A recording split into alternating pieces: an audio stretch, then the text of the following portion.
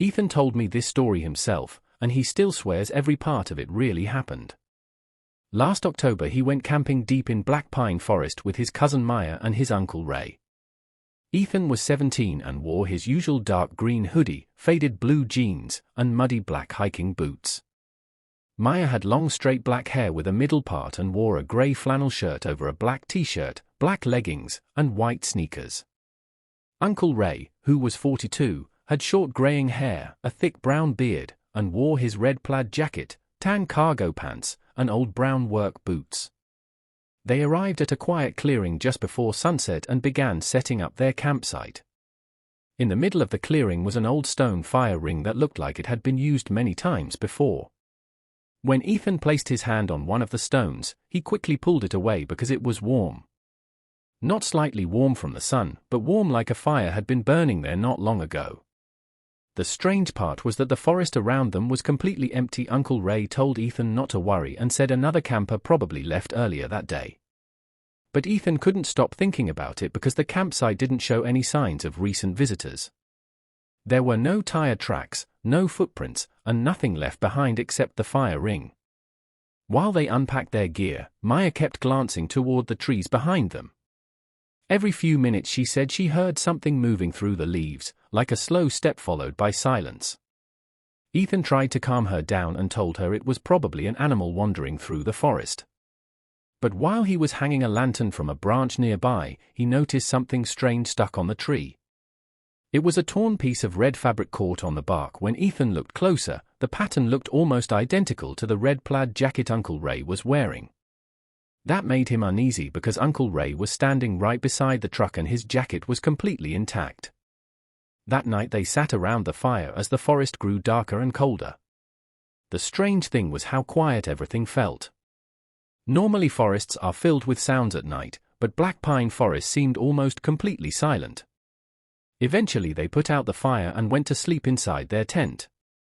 Sometime after midnight Ethan woke suddenly to the sound of footsteps outside.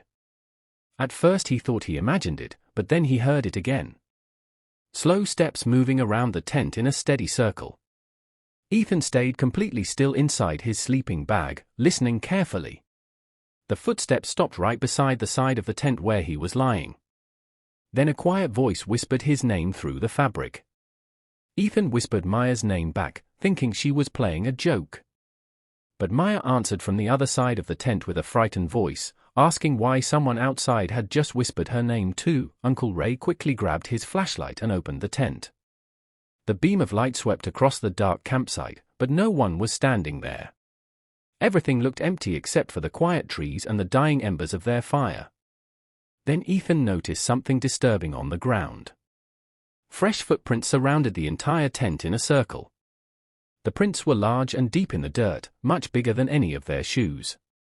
Uncle Ray followed the footprints toward the edge of the forest while Ethan and Maya stayed near the tent. As Ethan looked toward the trees, he suddenly saw a pale face peeking out from behind one of the trunks. The face had dark eyes and a strange stiff smile that didn't look natural. When Ethan shouted and pointed, the face instantly disappeared back into the darkness. By morning none of them felt safe staying there any longer. Uncle Ray decided they should leave immediately.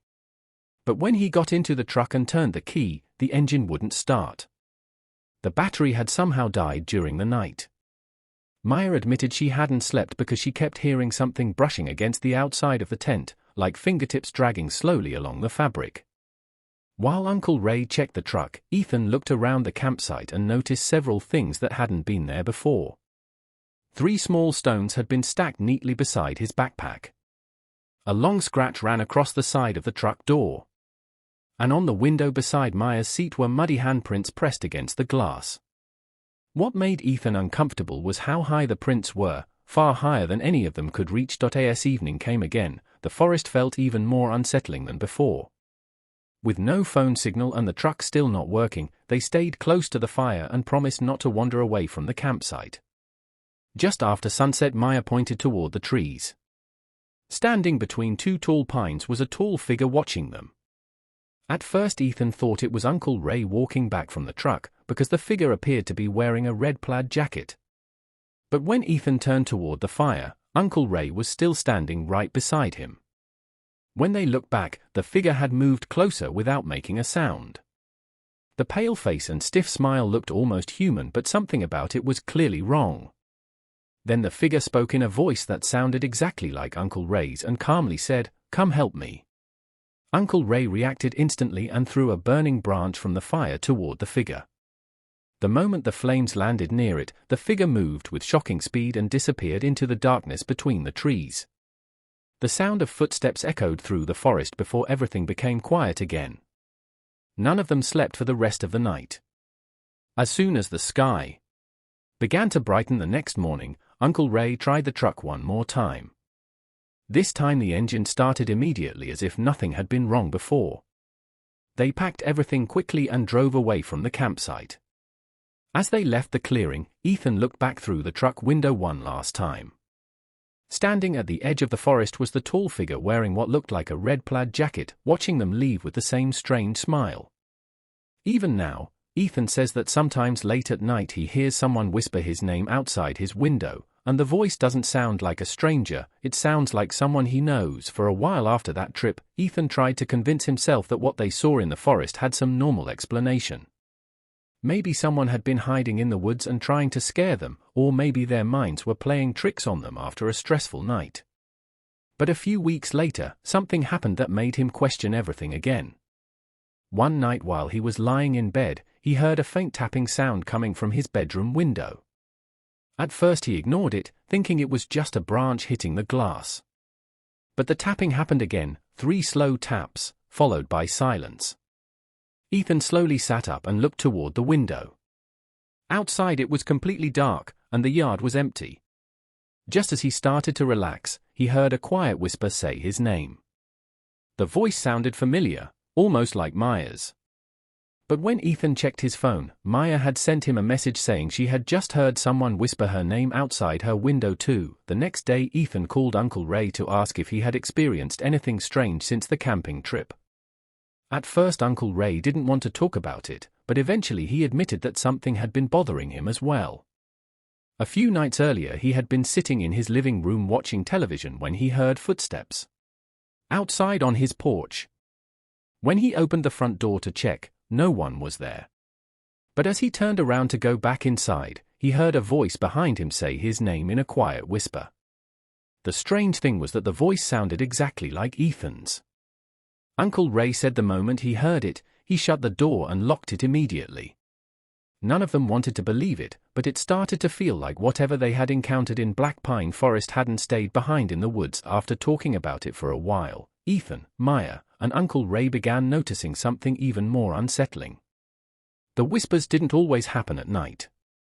Sometimes Ethan would be walking home from school and hear someone quietly call his name from behind him, but when he turned around there would be no one there. Maya said the same thing happened to her while she was studying in her room one afternoon. She clearly heard Uncle Ray's voice say her name from the hallway, even though Uncle Ray lived miles away. The voices always sounded exactly like someone they knew. That was the part that made it so disturbing. It was never a stranger's voice. It always sounded familiar. Months have passed since that camping trip, but Ethan says the strange whispers still happen sometimes. They're rare, but every now and then he'll hear his name spoken softly when no one else is around. Maya has experienced the same thing, and Uncle Ray refuses to go anywhere near Blackpine Forest again.